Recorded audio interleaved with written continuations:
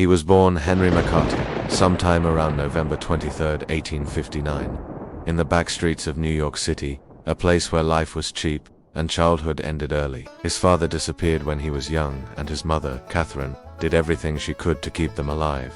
When sickness came, tuberculosis, she took Henry west. She passed when Henry was barely a teenager, leaving him alone in a rough land with no money, no family, and no rules. At first, he was just a hungry boy stealing food to survive, then clothes, then a pistol.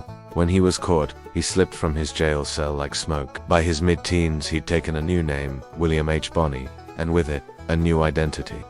Small in build, polite in manner, but lightning fast with a revolver. People started calling him the Kid. The story that made him famous began in Lincoln County, New Mexico.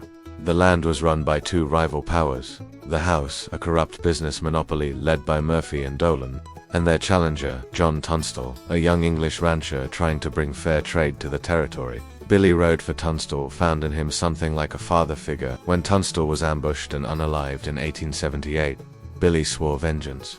He joined a band of gunmen called the Regulators. They hunted Tunstall's executioners, and soon the Lincoln County War exploded. Billy became both hero and outlaw.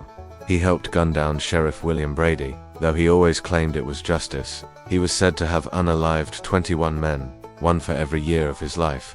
The truth was closer to 9, but numbers didn't matter anymore. He was legend now, part ghost, part symbol. Billy didn't rob banks or trains. He stole cattle, cards, and hearts. To poor Hispanic families, he was El Chivato, the goat, the trickster. To the law, he was the most wanted man in the territory. In 1880, Sheriff Pat Garrett, once a friend, took the job of hunting him down. In December, he caught him near Stinking Springs. The Kid surrendered quietly, smiling.